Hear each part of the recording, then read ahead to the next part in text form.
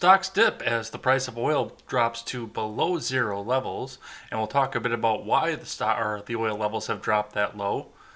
President Trump has issued an executive order, or is about to at least, suspending immigration, temporarily at least.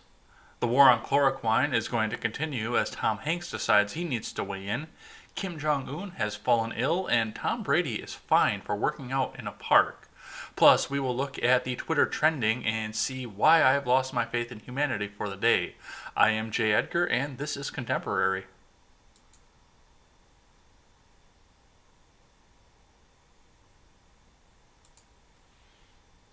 Man, just when you thought it couldn't get any weirder in this timeline, just about the time we were turning off the cameras from Ed's World last night, everything went back into a tizzy, and I'm actually a little bit surprised that my stack is as short as it is today because I thought it was going to be a lot more after seeing some of the headlines that I was seeing last night. But before we get started, make sure you head on over to freedomscoop.com. Freedomscoop.com is your one-stop shop for all of your news and commentary. And we do have a wide range of creators ranging from the classically conservative all the way down to the full-on anarchist. So come over and check us out over there. We've got the generational gap. We've got the R-rated conservative. We've got Wyatt Birkenhoff. We've got Stephen Ignoramus. We've got me. And please help us welcome Freckles and Britt to the channel. Freckles and Britt will offer a unique perspective to the more classically conservative ideas that we have here, and we are very, very proud to have them. So head on over there and check them out. So, getting started here, first we're going to look at the stocks. Let me get the live chat up over here. Dow Jones today slips as oil price futures struggle. Netflix up ahead of earnings. FLIR LabCorp spike. This is from Alan R. Elliott. Stock futures appeared set for another rough ride early Tuesday as global markets skidded lower and oil price futures settled only slightly from Monday's chaotic trading. FLIR Systems and LabCorp of America received early boosts related to the coronavirus pandemic. Mixed earnings results drove IBM to the bottom of the Dow Jones today. IBM is still a thing? Oh, I guess I never knew that. Interesting. S&P 500 future led the early losses, trading 2.4% below fair value. Dow Jones futures were off 1.7%, and NASDAQ 100 futures kept to 1.2% decline in the stock market today. Oil stocks posted 13 of S&P 500's heaviest early losses on Tuesday. 4 of these 15 nosedives were Dow Jones stocks. IBM, Boeing, as well as the energy names ExxonMobil and Chevron, and we'll talk a bit about why that is in just a bit.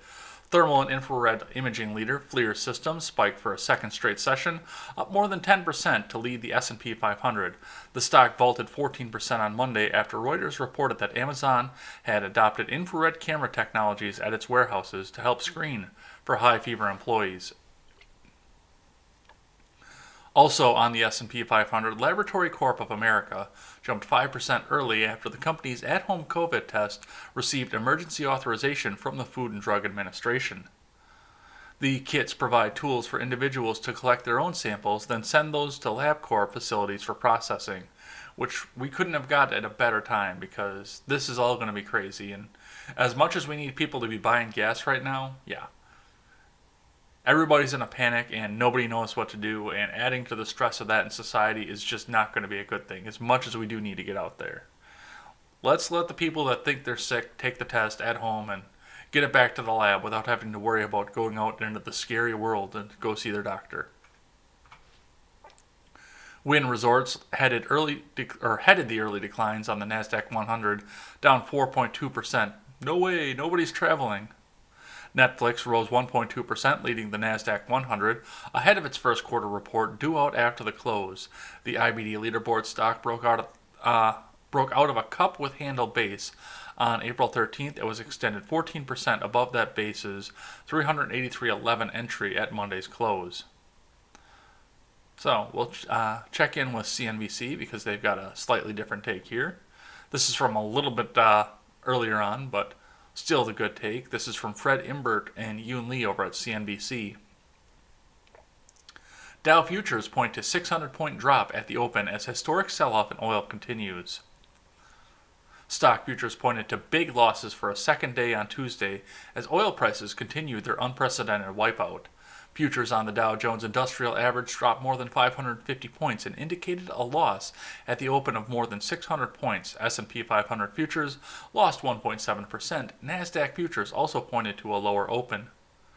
Traders were focused on the strange happenings with oil futures once again. It's not strange happenings. We knew this was coming, which raised concern about deep losses for the energy industry hitting the U.S. economy even further. On Monday, the May contract for oil futures expiring Tuesday fell to zero and then went to an actual negative price, meaning producers would pay for someone to take the oil off their hands. The bizarre move has to do with the fact that because of the coronavirus shutdowns, big buyers of oil like refineries don't need any more oil because their tanks are nearly filled. That May contract remained deep in negative price territory on Tuesday.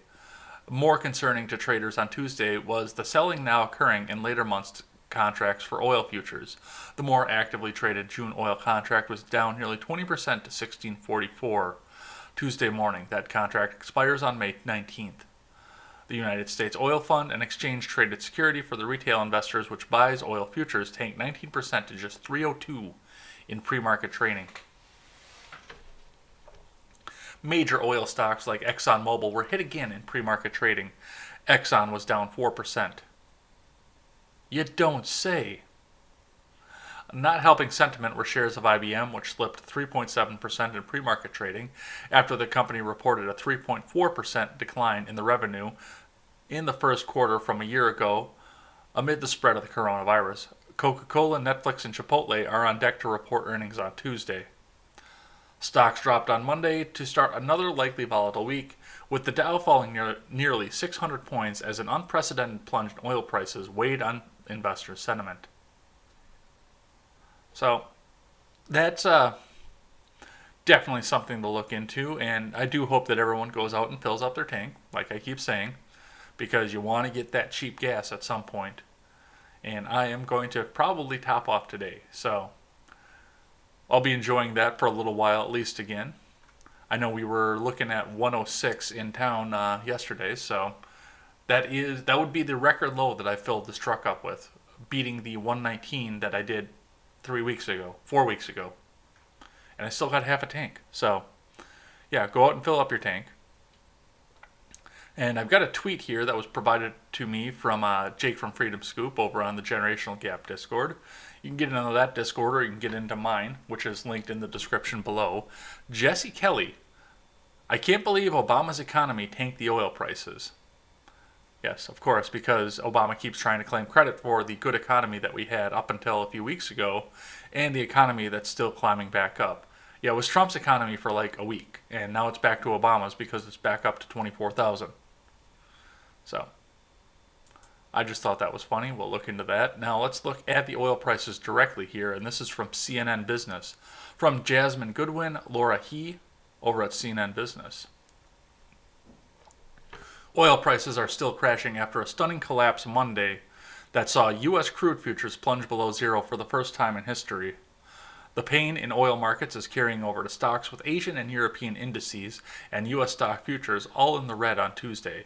U.S. oil futures for May delivery were last trading below zero again after briefly popping above $1 a barrel. The May contract, which expires Tuesday, finished regular trading Monday at negative $37.63 a barrel. The West Texas Intermediate June contract, which is now being traded more actively, crashed more than 11% to $18.14 a barrel. Yeah, I'm going to actually look into getting some of that stock because that's going to be a good one. I know that, who was it? Was it Cameron? I know somebody in one of our chats last night was actually talking about going out and getting some of the stock here because it's on the bottom and it's got no place to go but up. The West Texas, no. Yeah, I didn't read this yet. The West Texas Intermediate June contract, which is now being traded more actively, crashed more than 11% to $18.14 a barrel. Brent, the global benchmark, also plummeted nearly 22% last, trading at $19.92 a barrel.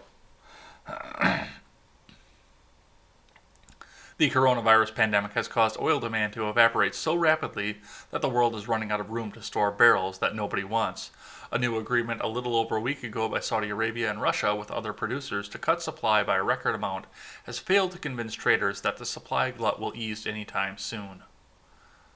The market will likely continue to be pressured in the coming weeks, wrote Bjornar Townhaugen, maybe, head of oil markets at Rystad Energy. In a research note Tuesday, he noted that the OPEC Plus cuts only go into effect in May. And while the group has agreed to cut oil production by historic amounts, Townhaugen said the market needs to see a lot of additional cuts to account for the massive decline in demand for oil. Global stocks also recorded big declines Tuesday. The FTSE 100 UKX is trading 1.4% lower in London. Germany's DAX and France's CAC 40 are both down 1.8%. So yeah, this has happened a lot of effect all over the world, and those prices I think are going to go a little bit lower as we go along here. So go out and buy your gas.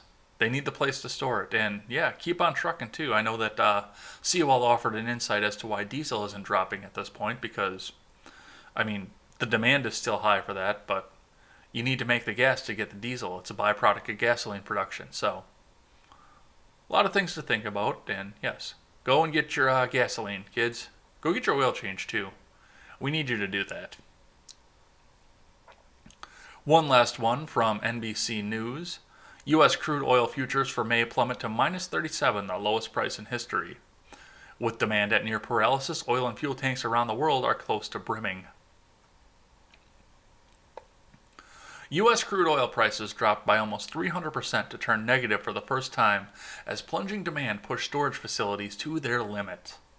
May delivery for the U.S. benchmark crude West Texas Intermediate sank to a new low of minus 37.63 a barrel by the close of the oil market Monday, a staggering level that essentially means producers would be paying buyers to take oil off their hands. Oil set to be delivered in May was hit hardest because that futures contract expires Tuesday. The June contract also fell, although by a far smaller amount, 18%. You gotta wonder if some of this was planned. I know that because of the COVID is the reason that Saudi Arabia decided that they were going to go turn on the pumps and cause all of this to happen here, but if they had turned on the pumps and we hadn't gone on to a full, major, massive lockdown, this would actually be boosting a lot of things rather than tearing a lot of the economy down because we would have an even higher increased demand for gasoline because people would be driving absolutely everywhere at this point. Oil set to be delivered in May was hit hardest because that futures contract expires Tuesday. The June contract also fell, although by a far smaller amount, 18%. Social distancing lockdowns across the world have slashed demand to almost zero, as much of the world's industry and travel have ground to a halt. Even at a historic production cut between the OPEC and its allies did not provide the momentum to staunch the surplus as producing countries continue to pump oil ahead of the May 1st implementation. In addition, tanks, ships, and pipelines are almost full, complicating their calculus for many U.S. producers who want to hold on to their oil until the outbreak subsides and there is greater demand. Yeah, that's one of the other things, too, we have to think about is it's getting warm in places that it's usually not warm in this country right now. I mean, we still have cold nights here in Wisconsin, but for the most part, it's 60 all day, every day, so yeah, the demand for heating has gone down just as fast as the demand for travel has. So, yeah, there's a lot of reasons for all of this here, but yeah, we need everybody to go out and fill up those tanks. In addition, tanks, ships, and pipelines are almost full, complicating the calculus for many U.S. producers who want to hold on to their oil until the outbreak subsides and there is greater demand. The oil market is the latest sector of the economy to sustain serious, although temporary, damage from the coronavirus pandemic. Ahead of the OPEC deal, prices plunged to 1991 levels and were struggling to recover amid a paralysis of the global economy. That is not adjusted for inflation, by the way, for 1991 levels. So, yeah. Keep all of that in mind. And, of course, we had a reaction to all of this here. This is from Fox News. Greg Ree writes, AOC celebrates oil crash and now deleted tweet. You absolutely love to see it. Representative Alexandria Ocasio-Cortez tweeted, then quickly deleted, a celebration of the news that the U.S. equity markets crashed on Monday, with oil prices turning negative for the first time in history. The resulting social media flare-up highlighted the unprecedented stakes of the current economic crisis heading into the 2020 presidential election and underscored Republican complaints that their rivals were looking for ways to use the momentum for political gain. You absolutely love to see it, Ocasio-Cortez, a self-described Democratic socialist, wrote on Twitter. She was responding to a post which stated, "Oil prices now at negative values, meaning oil producers have to pay people to take it off their hands and store it because when demand plunges, like now, that is less expensive for them than building more storage or shutting wells down. This, along with record low interest rates, means it's the right time for a worker-led mass investment in green infrastructure to save our planet." Cough. Ocasio-Cortez continued. When Bernie Sanders' communications director Mike Casca responded like some kind of New Deal, Ocasio-Cortez cheerfully replied, "Great idea." Ocasio-Cortez has pushed radically restructure the U.S. economy with what progressives call a Green New Deal, which would cost as much as $93 trillion, according to a study co-authored by the former director of the nonpartisan Congressional Budget Office. Ocasio-Cortez's former chief of staff has admitted the Green New Deal was intended to remake the economy, not avert climate change. After deleting her post, Ocasio-Cortez tried again, writing, "The snapshot is being acknowledged as a turning point in the climate movement. Fossil fuels are in long-term structural decline. This, along with low interest rates, means it's time to create millions of jobs transitioning to renewable and clean energy, a key opportunity." Throughout the day, Ocasio-Cortez has also reposted various messages essentially saying the oil crash presents an opportunity for environmentalists. Openly celebrating the economic destruction of families and communities because it fits a political narrative is unacceptable and unbecoming of a member of Congress, says Rep. Kelly Armstrong of North Dakota. People's jobs are evaporating, lives are being ruined in real time. North Dakota companies have taken decades to build have been destroyed in hours. Any public official that loves to see this does not deserve to hold office. Here, fucking here, added Representative Joey Arrington of Texas. "I don't love to see oil and gas workers and their rural communities suffering as a result of this devastating price collapse, AOC. Places like West Texas and hardworking men and women in the oil patch power the bright lights of New York City, including the hospitals." Noah Rothman, an associate editor of Commentary magazine, responded to Ocasio-Cortez with a link to his recent column. "These unbearable conditions may be demanded of a nation struggling to contain a pandemic, but an engineered recession is precisely what the Green New Deal's proponents envision," Rothman wrote. That's a deep take. He asserted that the mandatory substitution of one set of economic activities with another, or in some instances replacing conventional economic activity with nothing at all, is increasingly at the heart of the progressive project. Fact check true. "My cousin's husband was laid off from his oil field job in West Texas even before today's downturn," responded the Daily Caller's Chuck Ross. "They have 3 kids. She has cancer for the second time in her life. Prognosis is unclear. So no, you don't absolutely love to see it." Others were more scathing, with commentator Stephen Miller writing to House Speaker Pelosi, "Mom, she's saying the quiet part out loud again. You only need thousands of people dead and millions of people unemployed to enact your vision, which is basically what we've been saying all along," Miller went on, taking aim at Ocasio-Cortez. "Perhaps someone in the journalism industry would care to ask the presumptive Democratic nominee if he agrees that now is the time to push a Green New Deal, if he also loves to see millions of people laid off from their jobs." Miller added, "Now that the global pandemic has killed thousands and left millions unemployed, we can finally get what we want. It's not the genius take she or her Instagram stans think it is, which is why you don't see the Dem nominee jumping to the boat." Deep take. So, never let a good crisis go to waste, I guess, is the Democratic Socialist model here. So let's get to the crux of the COVID-19 argument today, and this is something that I think is going to be screamed about all day, until something else comes along, of course. Trump to suspend immigration into the United States by executive order amid coronavirus. This is from Gregory, again over at Fox News. President Trump announced late Monday he will soon sign an executive order to temporarily suspend immigration into the United States in what appeared to be a drastic escalation of his efforts to fight the coronavirus pandemic and boost the economy. The declaration came hours after the U.S. equity markets plunged, with oil prices turning negative for the first time in history. Also on Monday, 3 states, Georgia, Tennessee, and South Carolina, revealed plans to begin reopening some business. In light of the attack from the invisible enemy, as well as the need to protect the jobs of our great American citizens, I will be signing an executive order to temporarily suspend immigration into the United States. It'll be a great order. It'll be a terrific order. It'll be the best executive order, the president tweeted. The precise contours of the president's planned executive order were not immediately clear. The White House did not immediately elaborate on Trump's tweeted announcement.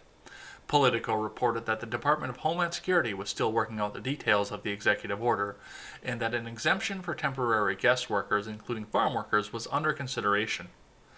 A top DHS official told the outlet that 22 million unemployed Americans and counting due to COVID-19 had prompted Trump to act. Due to the pandemic, almost all visa processing by the State Department, including immigration visas, has been suspended for weeks. So, I don't get it. It's already suspended. Why are we doing this by executive order? Representative Paul Gosar applauded the planned executive order and suggested a total immigration suspension should continue indefinitely. That's dangerous territory. Thank you, President Donald Trump, he wrote. All immigration to the United States should halt until every American who wants a job has one. Given tens of millions of Americans are out of work right now and we're battling a virus that spreads through human-to-human transmission, I'm dying to hear one coherent argument against this, wrote Spectator USA's Washington editor Amber Athey. It's racist!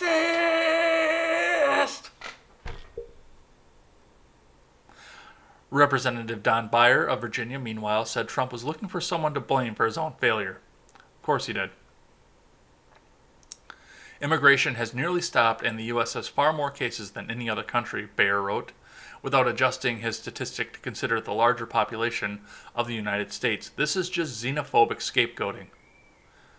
Added Senator Kamala Harris. Of course she did. Trump failed to take this crisis seriously from day one. His abandonment of his role as president has cost lives, and now he's shamelessly politicizing this pandemic to double down on his anti-immigrant agenda. Enough, Mr. President. The American people are fed up. This coming from somebody who wants to put all of her political adversaries into prison. Aside from the pending immigration ban, the U.S. has already enacted a slew of entry restrictions. The U.S. recently agreed with both Canada and Mexico to extend border restrictions on non-essential travel for another 30 days through May 16th and May 19th, respectively.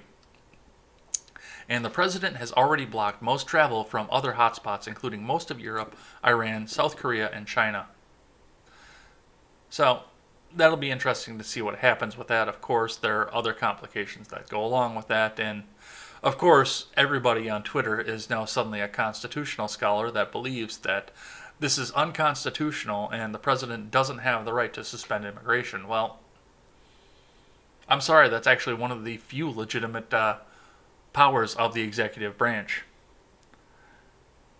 The executive gets to decide who comes into the country and who doesn't. That is one of the few original plans of that branch of the government that was granted by the Constitution. Now, of course, we've had amendments that have given the presidency more power than all of that, but that was one of the founding ones. So yes, he absolutely does have the authority to do that.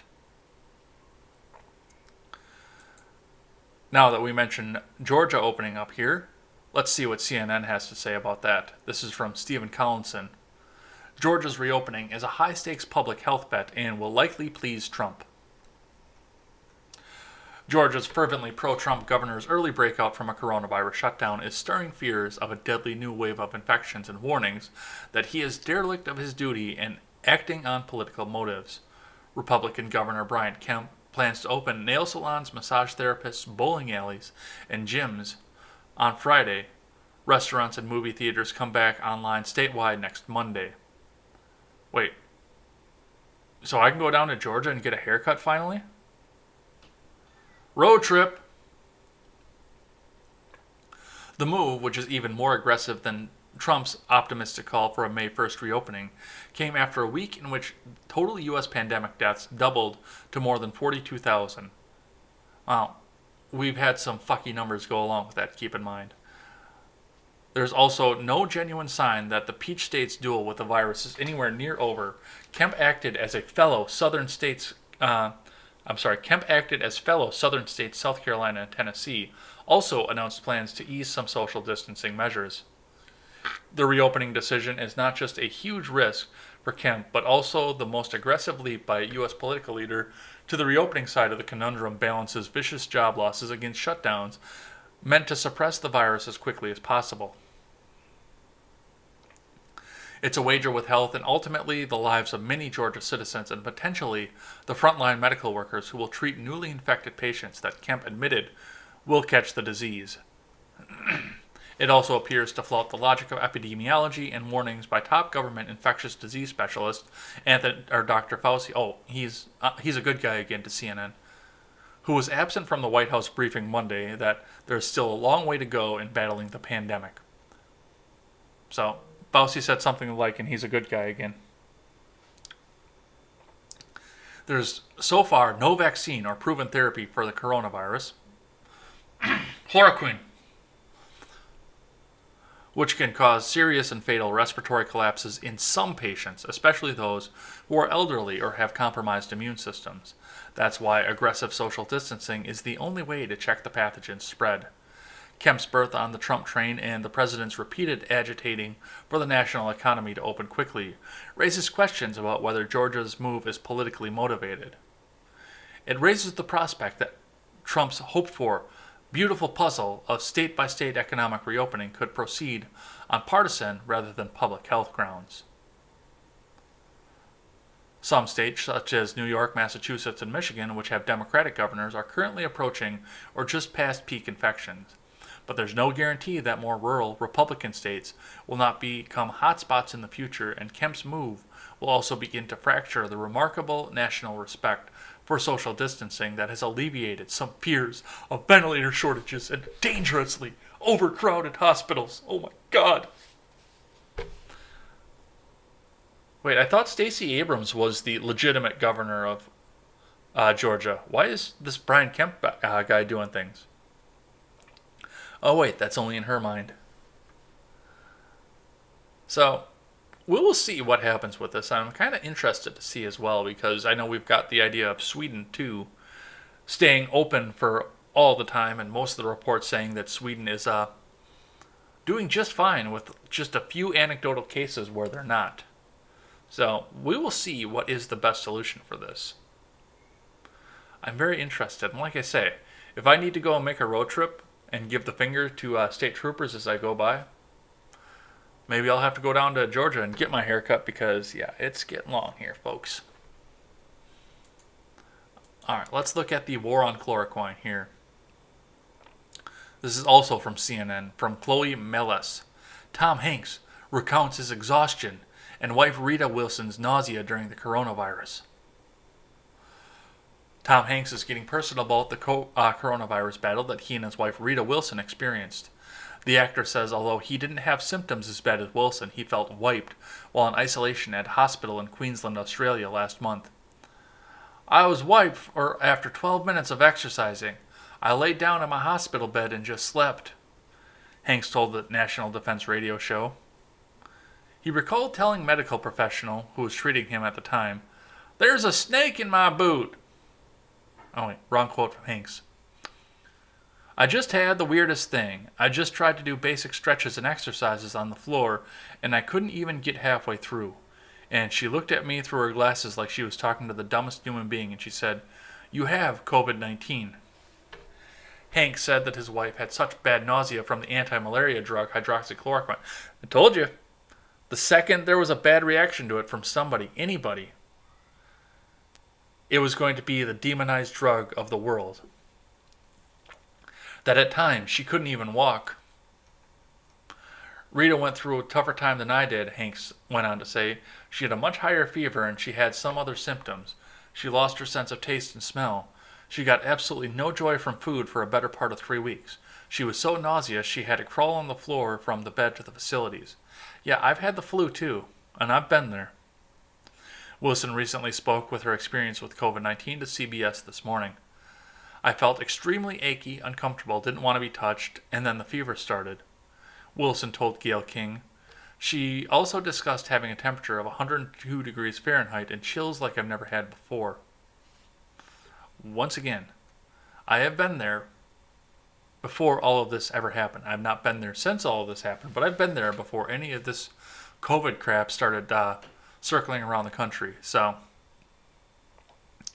I pray for their recovery, I really do, but you've got one anecdotal case where there are problems with hydroxychloroquine. So keep that in mind as we go forward.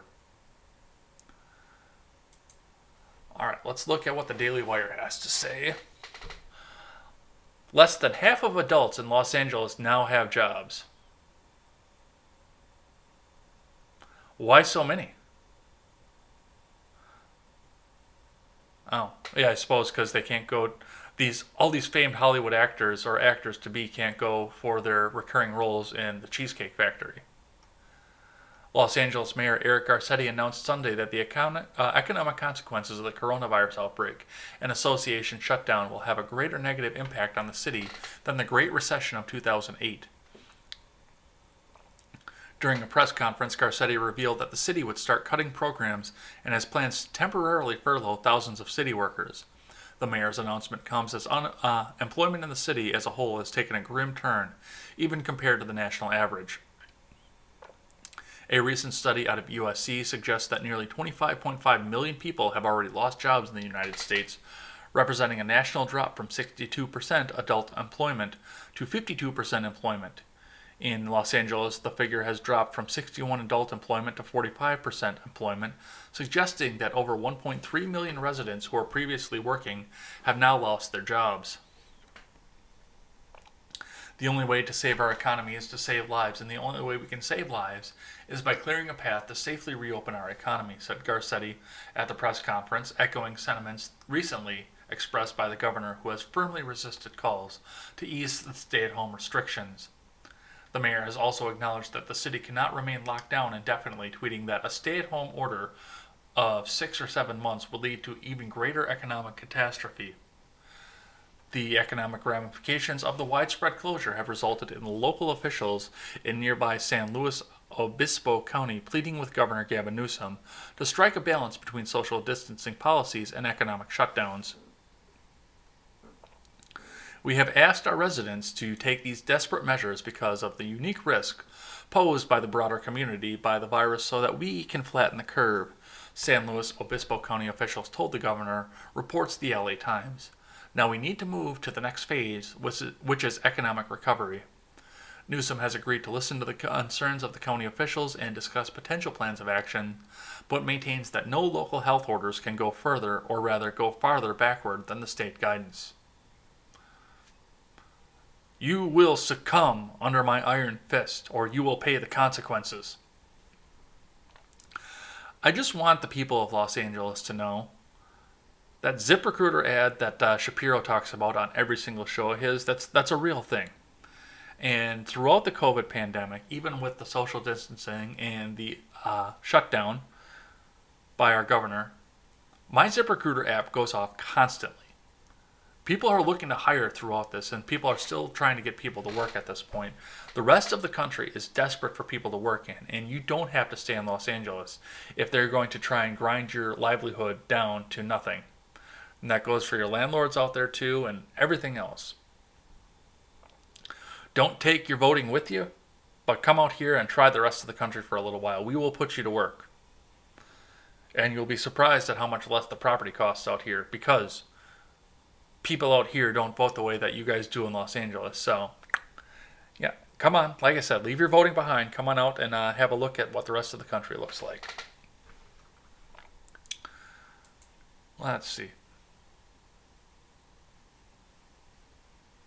So, on the border shutdown, I actually should have put this a little bit before here. Trump tweeted out, in the light of the attack from the invisible enemy, as well as the need to protect the jobs of our great American citizens, I will be signing an executive order to temporarily suspend immigration to the United States. And I put this in the stack here because he got one reply that was highlighted to me. And this was with the impeached President Trump hashtag that was floating around last night. Dientmas503 says, "Look, you're the only one in the world right now who actually cares about borders and looking good, and your next election. The rest of the world is trying to protect itself from your stupidity more than the virus." And I just found that interesting, and I wanted to point that out on the stack here because Dientmas, or however you pronounce that name, says that Trump was the only one in the world who cared about the borders, and the Schengen region over in Europe would like to have a word with this particular tweeter because they shut down borders for the first time in decades over in that region of Europe over all this pandemic. So, yeah, it wasn't just the president. A lot of people are shutting and slamming borders shut at this point. So, you got to keep that in mind as we're going forward. All right, let's move off the COVID here and talk about some more political news here. This is from Fox, from Joseph A. Wolfson. CNN avoids on-air coverage of Biden accuser Tara Reade nearly 1 month after making assault claim. Ooh. I don't know if that crunch got picked up by the microphone, but I sure heard it in my head.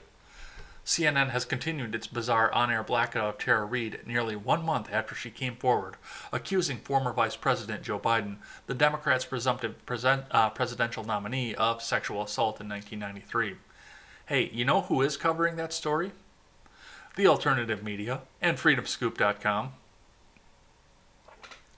Reade, a former staffer for then-Senator, spoke out about the alleged assault during a podcast interview on March 25th.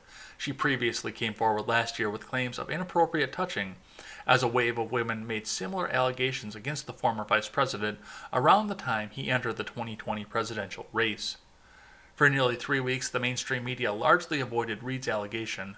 The tides began to shift following Rich Mahue's report in Business Insider the Friday before Easter that Reade had filed a criminal complaint against Biden. Yes, she did. And I think that's great. The New York Times, The Washington Post, and NBC News published their first reports on Easter Sunday. ABC News and CBS followed suit that Monday and Tuesday. CNN waited until Friday to issue its first report about the allegation on its website. Meanwhile, there's been no mention of Reade's claim on air. Biden has made 3 separate appearances on the liberal network since Reade came forward. Between 2 interviews with CNN anchor Anderson Cooper during the individual virtual town halls and a separate interview with anchor Brooke Baldwin, the former vice president was never asked about the alleged incident. CNN's chief political anchor Jake Tapper failed to note the controversy on his weekend program, The Lead, or his Sunday show, State of the Union, although he did acknowledge it on Twitter by tweeting out CNN's report last Friday. In addition, the network's go-to media correspondent, Brian Stelter, has also been silent on the allegation. On his media-focused Sunday program, Reliable Sources, that's a hell of a name for a Stelter program, Stelter ignored one of the biggest media stories of the week, which was the backlash the New York Times faced after executive editor Dean Baquet tried to justify the paper's different treatment for Biden compared to the treatment of Supreme Court Justice Brett Kavanaugh when he was accused of misconduct during the 2018 confirmation. CNN did not immediately respond to Fox News' request for comment. Of course they didn't. So, yeah, that's an interesting one to watch there, of course. And it just gives credence to the idea that CNN is bought and paid for by the Clinton network. So, all right. I got 2 more here to talk about here. So, we saw last night that everyone's worried about Kim Jong-un all of a sudden. U.S. monitoring intelligence that North Korean leader is in grave danger after surgery. This is from Jim Sciutto, Joshua Berliner, and Kylie Atwood, and Zachary Cohen over at CNN. The U.S. is monitoring intelligence that suggests North Korea's leader, Kim Jong un, is in grave danger after undergoing a previous surgery, according to a U.S. official with direct knowledge.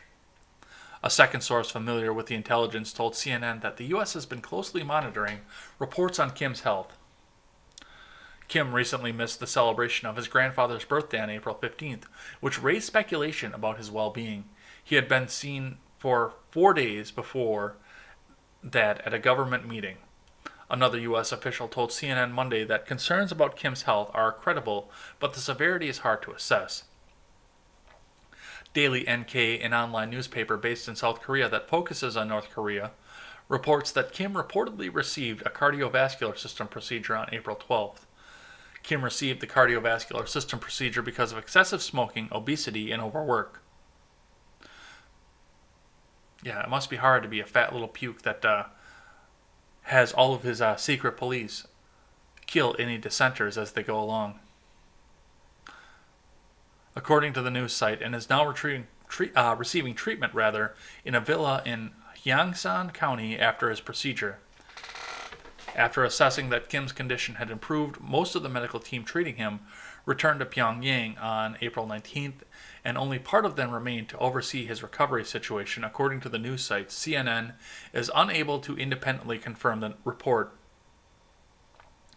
A South Korean source told CNN Monday that our country's top leaders are very much aware of the reports about Kim's health status, but cannot independently verify details published by Daily NK.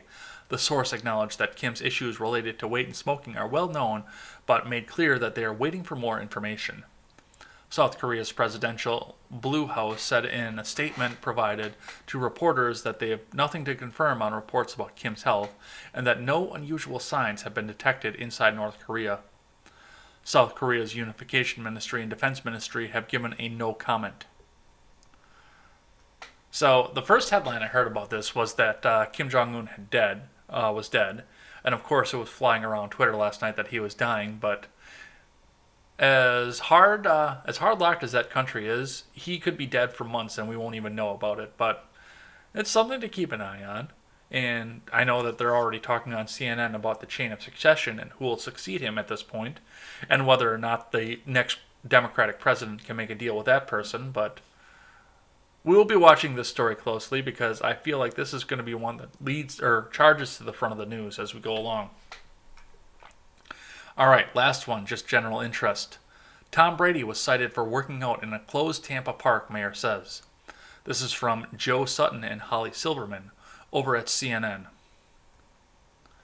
Like many public spaces across the country, parks in Tampa, Florida are closed to visitors because of restrictions aimed at stopping the spread of the coronavirus. That did prevent one man from trying to get an outdoor workout recently. The scofflaw was none other than new Tampa resident Tom Brady, according to Mayor Jane Castor, and yes, the superstar quarterback was cited, she said. Park staff came across Brady while patrolling in a downtown park, Castor said Monday, during a joint news briefing with St. Petersburg Mayor Rick Kreisman. I got to tell you this story too. Now, I always tell people I'm not one to gossip, so you didn't hear this from me, Castor said. Our parks are closed down, and so a lot of our parks staff say they patrol around just to make sure that people aren't doing contact sports and things like that. And saw an individual working out in one of our downtown parks, Castor said. And she went over to tell him it was closed, and it was Tom Brady. He has been cited.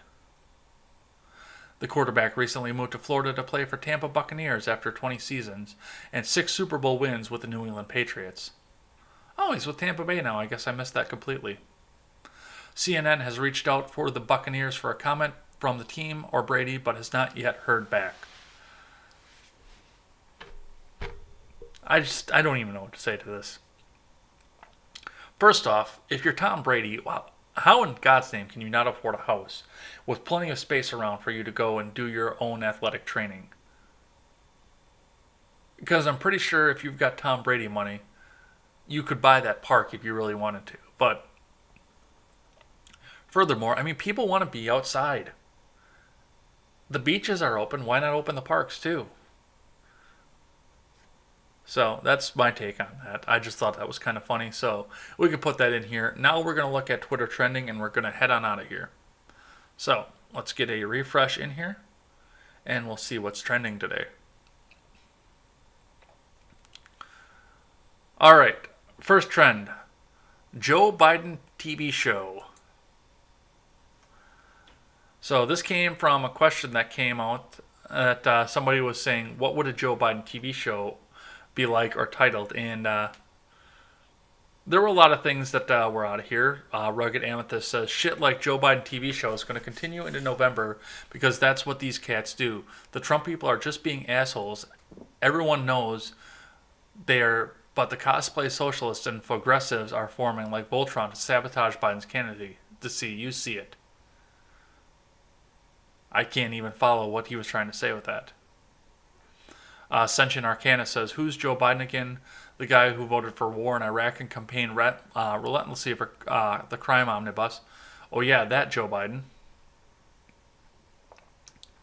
Though there were some funny ones in here, but they may not have made it to the top at this point. Okay, here's the original tweet. Terrence K. Williams tweets, let's have some fun. If Joe Biden had a TV show, what would it be called? I say The Chronicles of Sniffing Hair.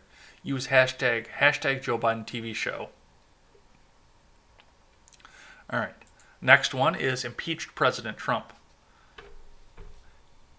What was going on with this, of course, is that after the immigration ban was announced, not necessarily went into place, but was announced, everybody suddenly remembered that President Trump was impeached and decided that they wanted to put everything that he said under scrutiny and call him hashtag impeach President Trump. Andrea Junker says, keep up the drumbeat. What did Trump do in February? What did he do aside from going to rallies, weddings, fundraising events, playing golf, and praising China's President Xi? Why did Trump waste the whole of February? Well, he added the China travel ban in January, so keep that in mind. But then, of course, the tweet ended with hashtag impeach President Trump. And the other big one, and of course, they put the most outraged ones at the top for this one. Flower Power Chick says, I too support hashtag that woman in Michigan, but that will only enrage hashtag impeached President Trump. His hatred of smart, strong women who stand up to him is obvious. That has also enraged the weak men in Michigan who protested last week. The weak men who tried to take back their freedom. Thank you for the dumbest take on Twitter. Hashtag immigration is trending. I think we talked a bit about this. And of course, like I said, this all falls into line with the impeach President Trump hashtag. Impeach President Trump says it's safe enough to open, but not safe enough to allow immigrants in, while we have 795,960 cases of coronavirus here. Maybe that's just the rest. Maybe just maybe the rest of the world needs protection from us. Hashtag immigration. Trump needs this reminder. And of course, some jackass holding up a sign that said, without immigrants, Trump would have no wives. So this is a temporary thing. This is not a permanent thing. And I don't necessarily agree with it, but I also know that it's temporary, and there's probably a good reason behind it. I'm very slow to criticize the president because usually by the time I'm done criticizing, it's worked out in the end for him because he's got a horseshoe up his ass. R.I.P. Prince is trending because today is the 4th anniversary of the passing of Prince. So, God rest your soul, Prince, or the artist formerly known as Prince, I should say, because he turned himself into a symbol at some point. And the last trend is Oktoberfest, which is, it's April. Oktoberfest has officially been canceled due to the COVID-19.